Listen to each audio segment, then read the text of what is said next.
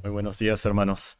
Vamos a buscar el libro de Marcos para leer del capítulo 13 los primeros dos versículos, puestos de pie.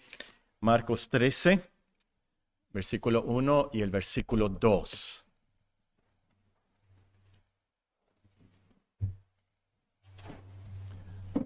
Marcos capítulo 13, versículo 1 y el versículo 2. Estamos estudiando este libro y vamos a leer ahora de Marcos 13, 1 y 2. Nos dice la Escritura: Saliendo Jesús del templo, le dijo a uno de sus discípulos: Maestro, mira qué piedras y qué edificios. Jesús respondiendo le dijo: ¿Ves estos grandes edificios? No quedará piedra sobre piedra que no sea derribada. Vamos a leer o orar todos juntos de Mateo 6, la oración modelo que nos dejó nuestro Señor Jesucristo. Mateo capítulo 6, versículo 9. Los domingos que celebramos la Santa Cena, tratamos de recordar esta oración. La conocemos muchos de memoria. Hay que fijarnos en que la oramos sinceramente, fijándonos en las palabras. Mateo 6:9, vamos a orar todos juntos el Padre Nuestro. Padre nuestro que estás en los cielos, santificado sea tu nombre. Venga tu reino, hágase tu voluntad como en el cielo, así también en la tierra.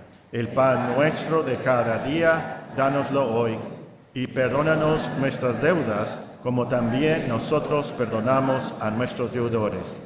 No nos metas en tentación, mas líbranos del mal, porque tuyo es el reino y el poder y la gloria por todos los siglos. Amén. Amén. Sentémonos, hermanos. Y vamos a buscar el pasaje que leímos de Marcos capítulo 13. Nos tocan ahora estos dos versículos de Marcos 13, 1 y 2. En estos dos versículos podemos encontrar cuando menos tres sermones. Y es lo que vamos a hacer este día. Vamos a ver tres sermones, pero los sermones van a ser breves, muy breves. Van a ser, por así decirlo, mini sermones. Muy bien, el primer mini sermón está basado en la frase saliendo Jesús del templo. Marcos 13, 1. Saliendo Jesús del templo. En el templo, nuestro Señor Jesucristo había estado contestando las preguntas provocadoras de los fariseos y los saduceos y los herodianos. Había enseñado a la multitud que se había reunido alrededor de ellos. Y lo último que vimos es que nuestro Señor Jesucristo les enseñó a los discípulos por la ofrenda que dio la viuda paupérrima. Y tomando la frase en sí, saliendo Jesús del templo, podemos pensar en un sermón titulado Cuando el Señor se va de su templo. Cuando el Señor se va de su templo.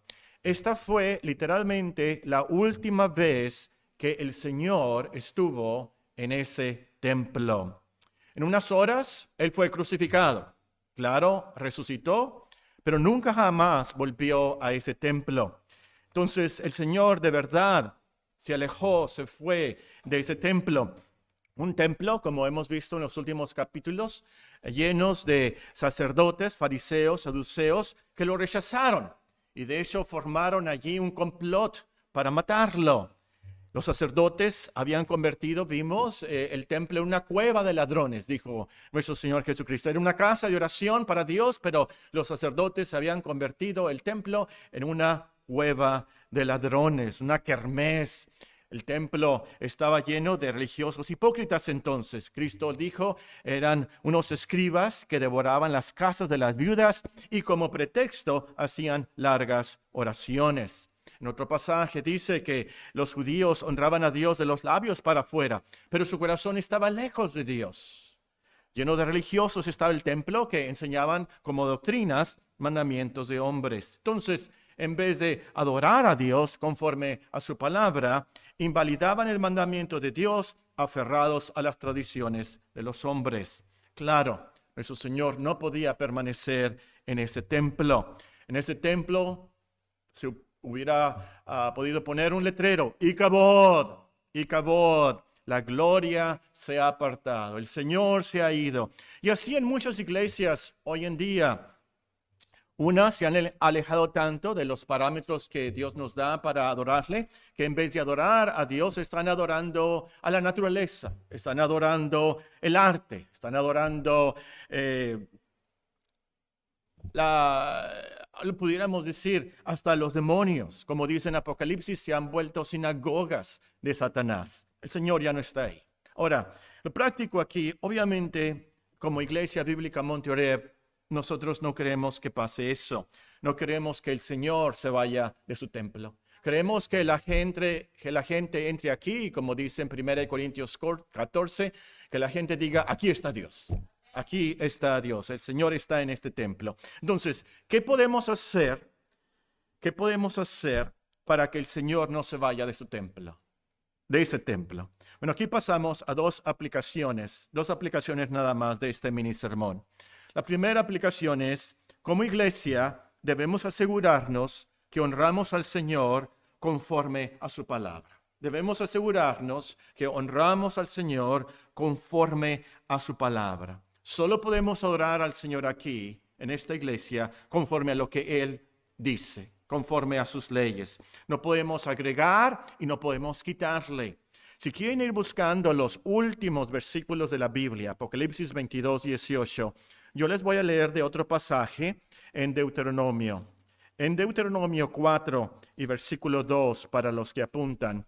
Deuteronomio 4, 2 dice, no añadiréis a la palabra que yo os mando, ni disminuiréis de ella, para que guardéis los mandamientos de Jehová vuestro Dios, que yo os ordeno. En Apocalipsis, el capítulo 22 y el versículo 18, ya las últimas palabras que nuestro Señor Jesucristo nos enseña. Apocalipsis, capítulo 22 y versículo 18.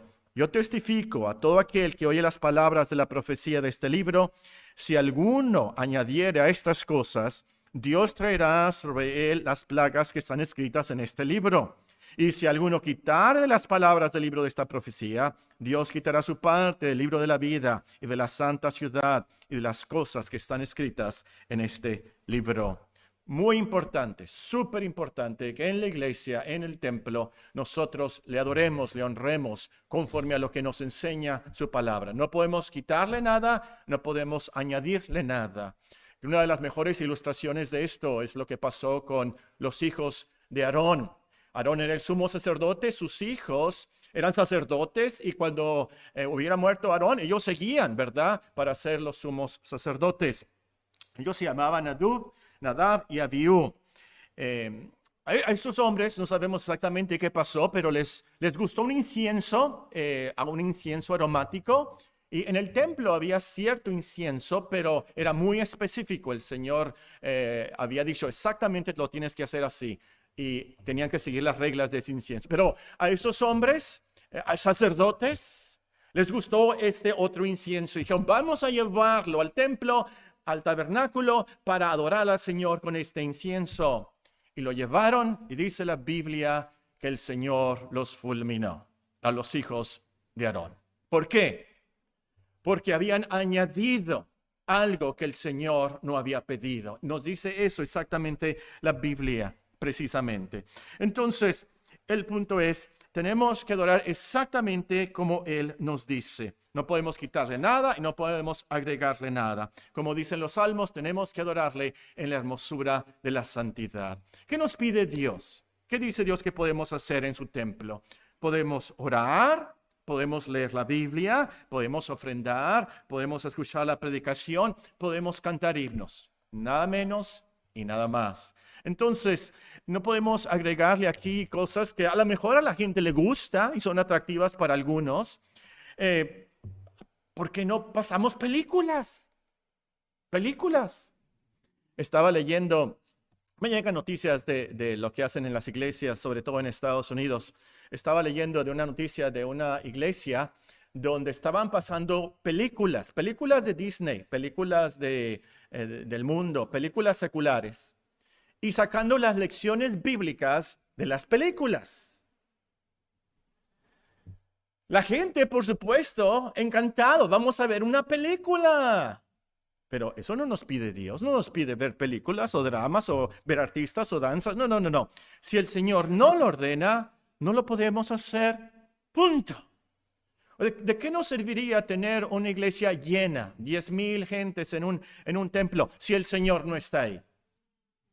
A lo mejor es un club social, a lo mejor es un antro cristiano, pero iglesia no es.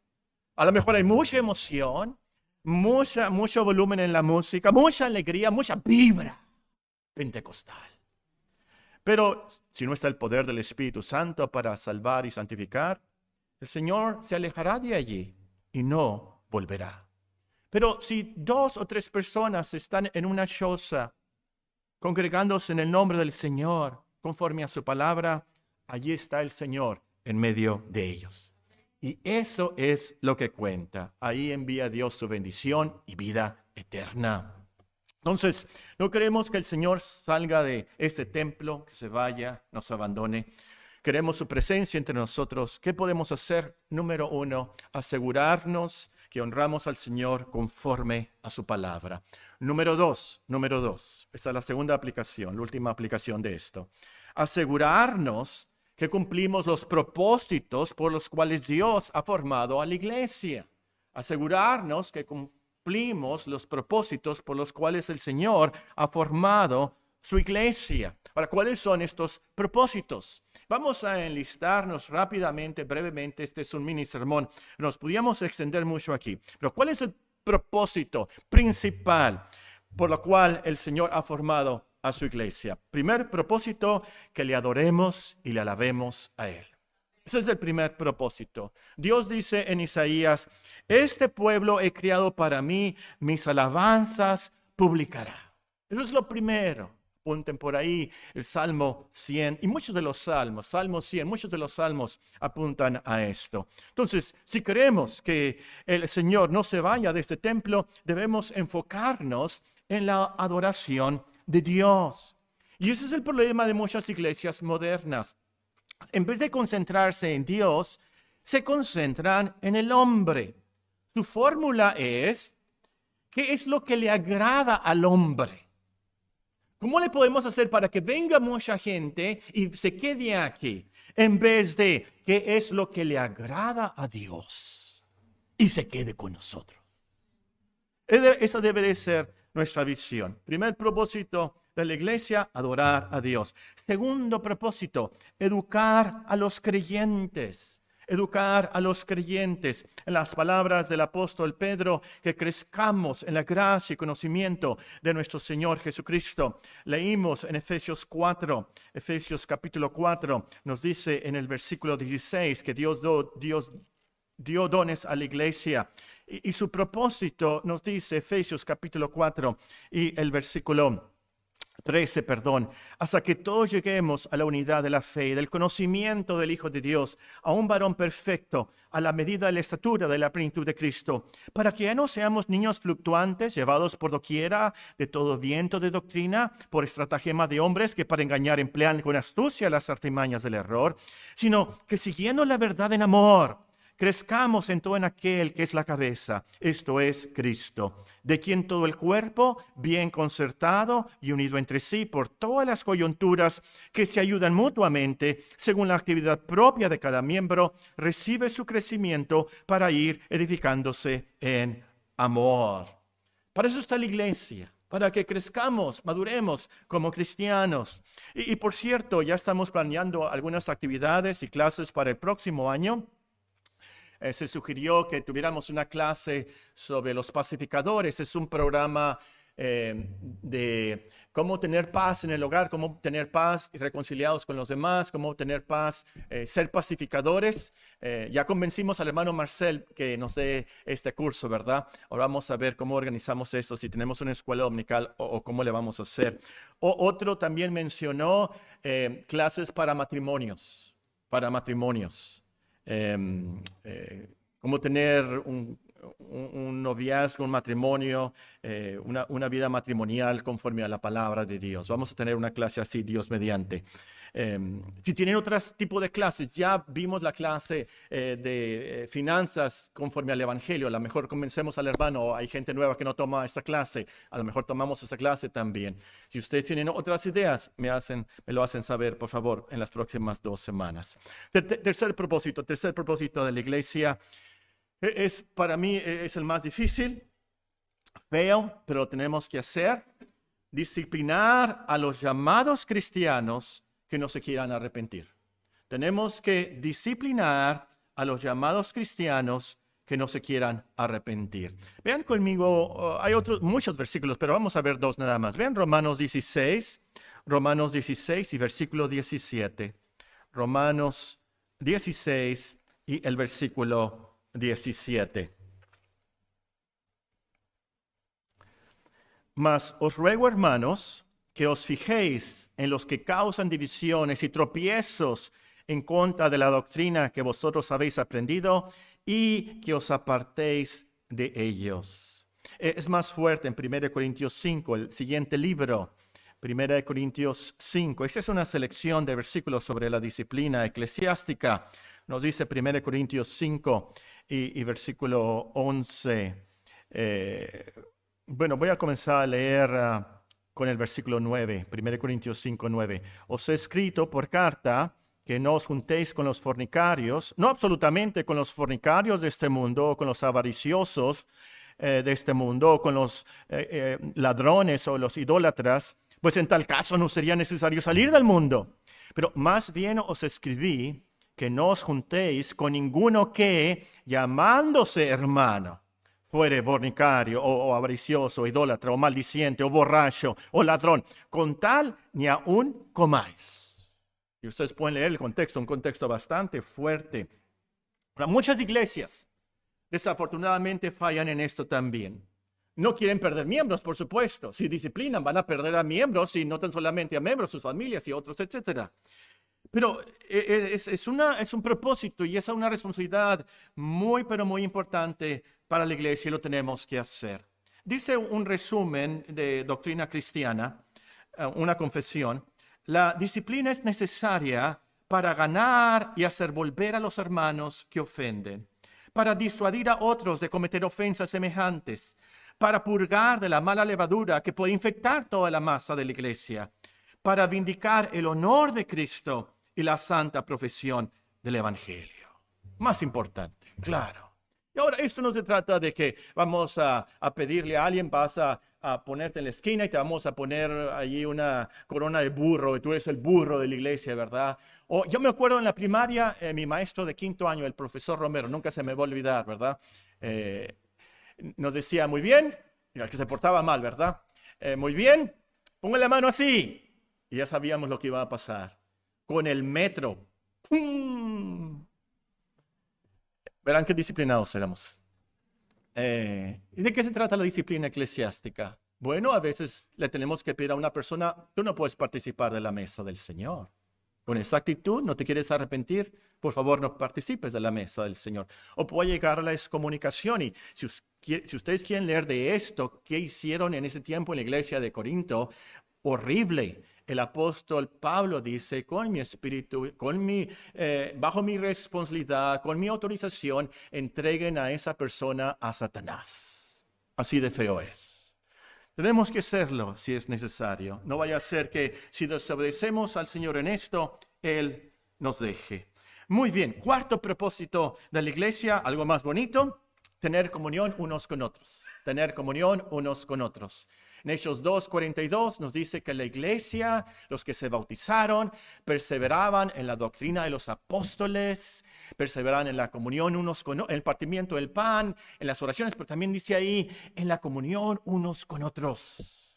Tan importante esto. Dios nos ha formado como iglesia para que crezcamos. Lo leímos, ¿verdad? Ahí en Efesios 4:16.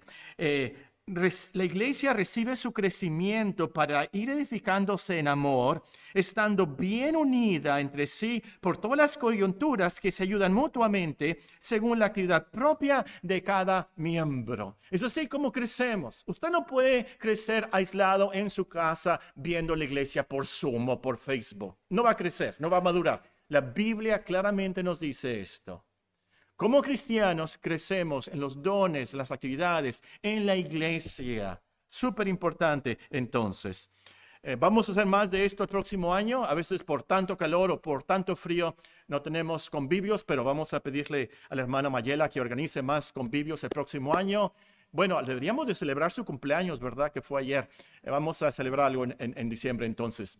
Pedí al hermano Álvarez, ¿verdad? Alfonso, experto en hacer elotes para convivios. Ayer le trajo elotes para los jóvenes. Podemos organizar algo y vamos a tener más de esto, Dios mediante.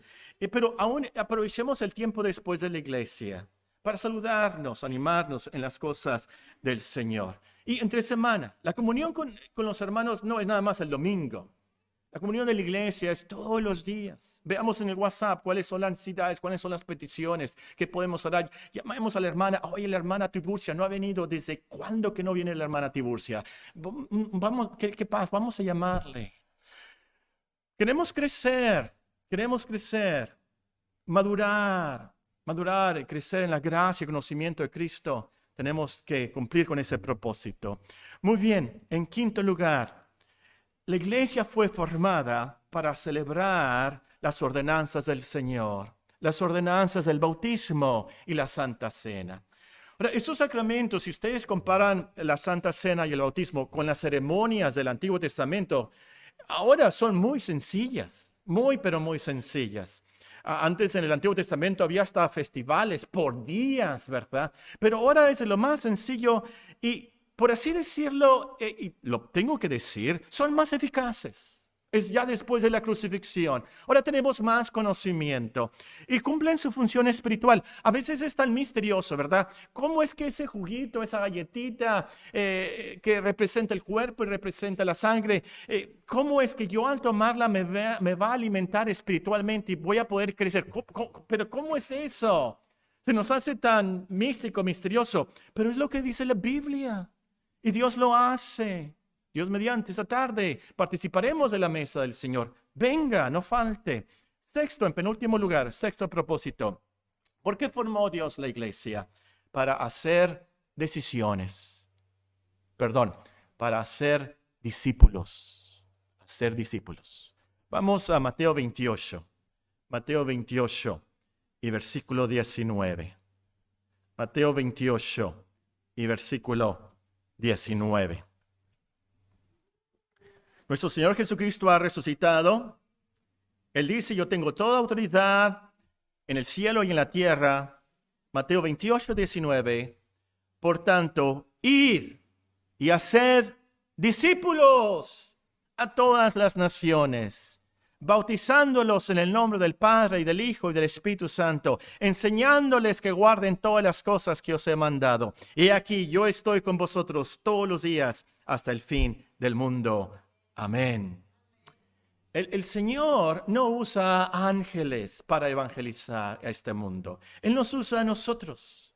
Y es un privilegio poder compartir con otros de Cristo, cómo podemos ser perdonados, cómo podemos tener paz para con Dios, cómo estar reconciliados con Dios, cómo ser amigos de Dios. Ahora, yo sé, unos no tenemos talento para hacer esto. Unos somos muy tímidos, casi no hablamos, no tenemos talento para esto.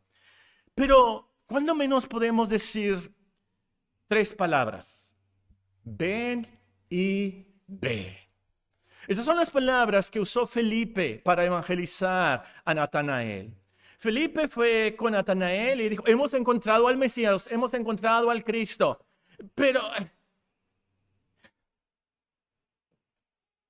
y no hubo argumentos, no hubo mucho que decir. Y entonces Felipe le dijo, ¿sabes qué? Ven y ve. Ven y ve. Y el Señor lo salvó. Ahora, quiero que me hagan un favor y que se escuche fuerte para que los del internet lo escuchen, de esta iglesia. Quiero que me digan esas 3 palabras. Ven y ve. Muy bien, 1, 2, 3. Ven y ve. Las han dicho. Las pueden repetir, hermanos. Díganle a una persona esta próxima semana, ese tiempo de Navidad, que algunas de ellas están más, ¿cómo se dice? Sensibles al Evangelio. ¿Sabes qué? van a cantar los niños de mi iglesia, ven y ve. Va a haber una predicación de Navidad, ven y ve. En tu trabajo, en tu escuela, en tu colonia, siembra la semilla del glorioso evangelio de Dios. Llévate tarjetas de presentación de la iglesia y pones su teléfono y ahí tiene el mapa para que puedan venir. Me han preguntado que si yo nací en una iglesia cristiana. La verdad es que no nací, pero en una casa cristiana. No asistía a la iglesia de niño más que a otra iglesia que me llevaba mi abuelita y me gustaba ir porque después de la iglesia me compraba una nieve. Pero yo me acuerdo con mi abuelita me llevaba, ¿verdad? Y iba con su blonda y ahí me llevaba a la iglesia. De seguro si se ponía su blonda y me llevaba.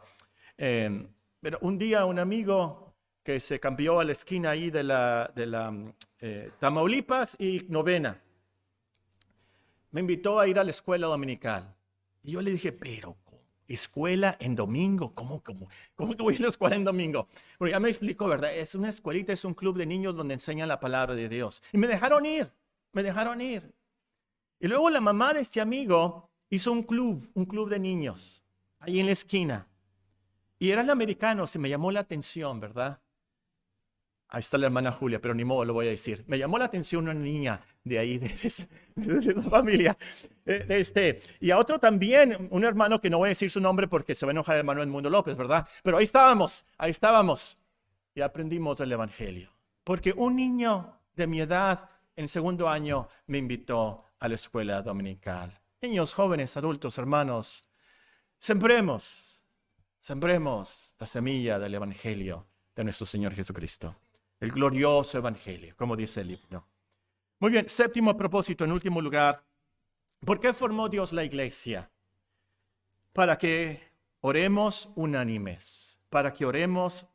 Si quieren apuntar ahí, Hechos 1:14 usa esa expresión que la iglesia oraba unánime. Varias veces, de hecho, ahí en ese libro se menciona que estaban unánimes.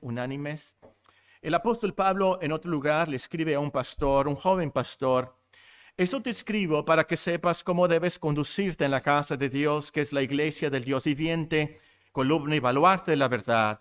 Eso te escribo. Yo quiero y te exhorto ante todo. ¿Qué exhorta ante todo que se haga en la iglesia? Exhorto ante todo a que se hagan rogativas, oraciones, peticiones y acciones de gracias por todos los hombres. Nuestro Señor Jesucristo purifica el templo. Dice, esto es una cueva de ladrones, pero esto es mi casa de oración. Una y otra vez nuestro Señor Jesucristo nos dice, oren sin cesar, perseveren en la oración, velen en oración. Ahora, yo voy a ser el primero en confesar que es muy difícil orar. Individualmente, como personas, solos, en nuestro closet, es muy difícil orar. Al diablo no le gusta que oremos. Nuestra carne es muy floja. Trabajoso orar. Es doble de trabajoso orar en público, con otros hermanos. Escuchar oraciones de la hermana Tiburcia. Escuchar oraciones débiles, oraciones, yo les digo frufis. No me repitan en eso. Y lo borran del internet, por favor, Alfonso. Pero creo que me entienden aquí. Hay algo en nuestra conciencia, nuestra cristiandad, pero más sobre todo es el diablo, que nos cansa, nos da flojera, somos impacientes y no queremos orar. Pero hermanos, uno de los propósitos que Dios formó a la iglesia es que oremos unánimes, juntos. Si la oración eficaz de un justo puede mucho, ¿cuánto más las oraciones eficaces de muchos justos? Y nos enseña a orar unánimes, juntos, no divididos como en la iglesia en Corinto. En la iglesia de Corinto no podían orar de verdad. Tenían problemas de divisiones, tenían problemas de doctrina, tenían problemas hasta de la Santa Cena. O como la iglesia en Filipos, ¿se acuerdan de la hermana Evodia, la hermana Envidia y la hermana Sintique, verdad? ¿Cómo podían orar esas hermanas? Y había grupitos, no, imposible. Tenemos que orar. Y si queremos que nuestras oraciones sean eficaces, Tenemos que estar unidos, reconciliados los unos con los otros, orando en armonía. Y esto comenzando con los esposos.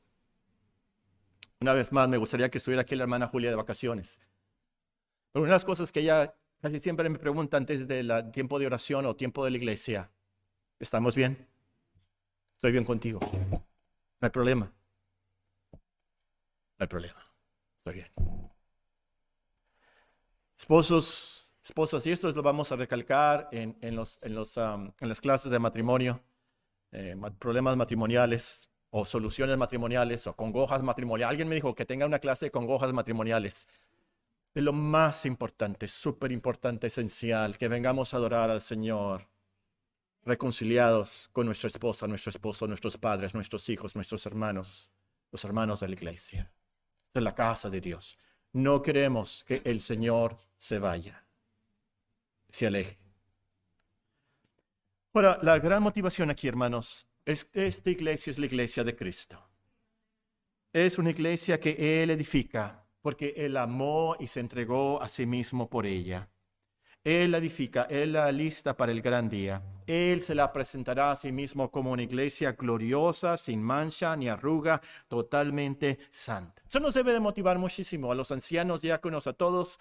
Esta es una iglesia de Cristo y Él va a cumplir su propósito en nosotros. Nosotros somos débiles, pero Él es todopoderoso. Y Él ya pagó por nuestra salvación. Y Él ya pagó para que se cumplan estos propósitos en nosotros, en la cruz. Él vio, Él verá la aflicción de su alma y quedará satisfecho. De verdad, Él cumplirá su propósito en nosotros. Muy bien, ese es el primer mini sermón. Vamos al segundo mini sermón de Marcos 13. Y este va a ser más mini, un micro sermón. Marcos 13, versículo 1 y versículo 2. Saliendo Jesús del templo, le dijo uno de sus discípulos: Maestro, mira qué piedras y qué edificios. Jesús respondiendo le dijo: ¿Ves estos grandes edificios? No quedará piedra sobre piedra que no sea derribada. En Lucas se nos reporta que los discípulos, probablemente Pedro a nombre de los demás, dijo: mira qué piedras tan hermosas. Se cree que Herodes había puesto ahí piedras de mármol blanco, muy bonito todo. Y nos dice Lucas, los edificios muy adornados. Así se reporta allá. Pero nuestro Señor Jesucristo contestó y dijo a ese comentario: todo esto será destruido. No quedará piedra sobre piedra.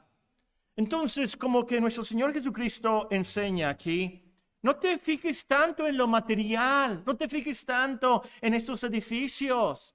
Todo esto será destruido. Y la lección es la de 2 Corintios 4:17. Si tienen sus Biblias, 2 Corintios 4:17.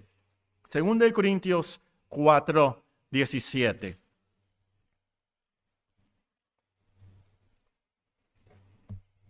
Hablando de otro tema, nos dice el apóstol Pablo, porque esta leve tribulación momentánea produce en nosotros una cada vez más excelente y eterno peso de gloria. No mirando nosotros, 2 Corintios 4:18, subráyelo, no mirando nosotros las cosas que se ven, sino las que no se ven. Pues las cosas que se ven son temporales. Pero las cosas que no se ven son eternas, porque sabemos que si nuestra morada terrestre, este tabernáculo, se deshiciere, tenemos de Dios un edificio, una casa no hecha de manos, eterna en los cielos. Ahora, es muy fácil comprobar aquí que nuestra generación, más que ninguna otra generación en la historia, es de lo más materialista. Podemos ver muchas cosas, podemos envidiar muchas cosas, podemos codiciar muchas cosas.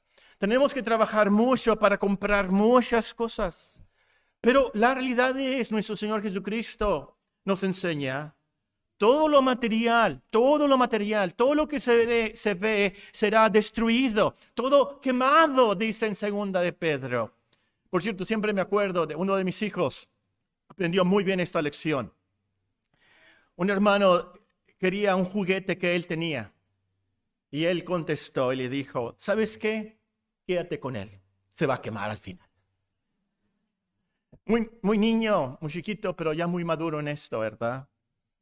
Ahora, hermana, aquí no quiero decir que no compres nada, que no des regalos de Navidad. No quiero decir eso. No quiero decir que no admires los edificios de Nueva York, de la Ciudad de México, los edificios en Tokio, los edificios en París, la Catedral de París, la acaban de renovar, Notre Dame, ¿cómo se llama?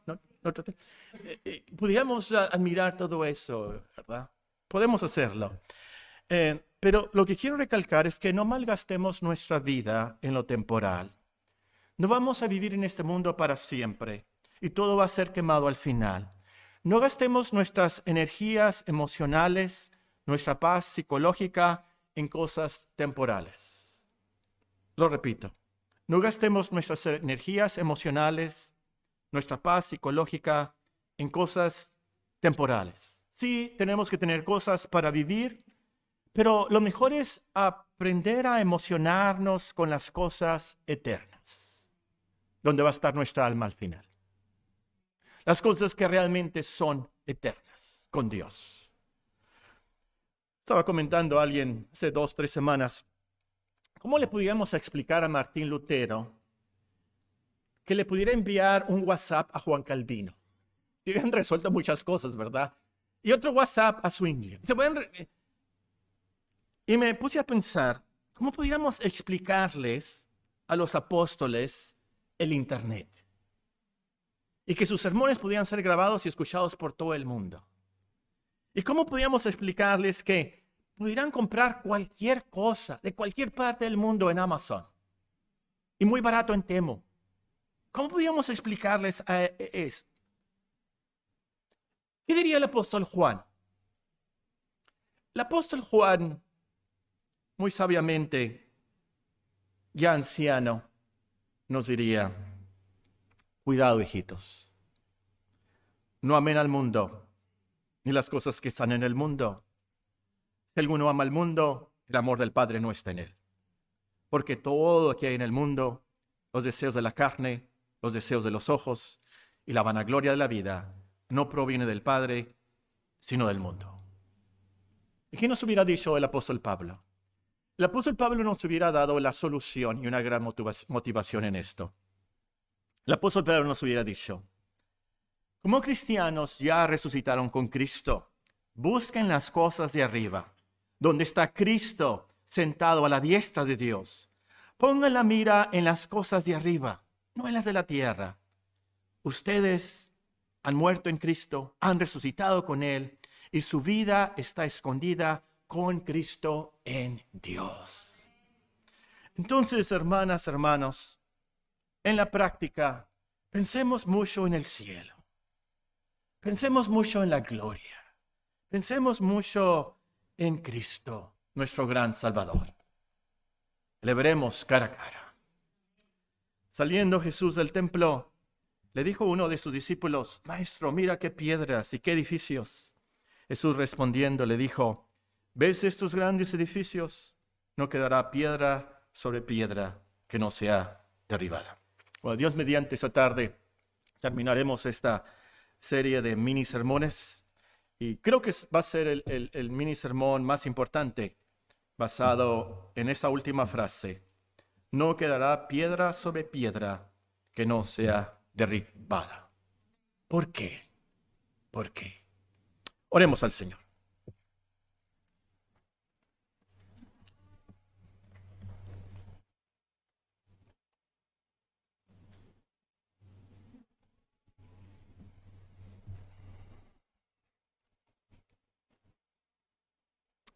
Padre, nuestro gran Dios, tan fiel, tan misericordioso, incomprensible, infinito, Espíritu purísimo, omnipotente, nuestro gran Dios.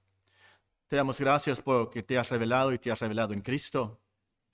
y nos das la verdad. Podemos santificarnos, cambiar, ser transformados por tu palabra.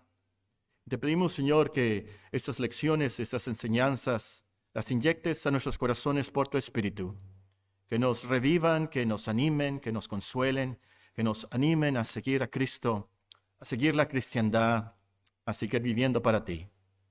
Te pedimos, Señor, por nuestros hijos, por nuestros niños en la escuela dominical, que ellos puedan aprender del Evangelio y perseveren hasta el final.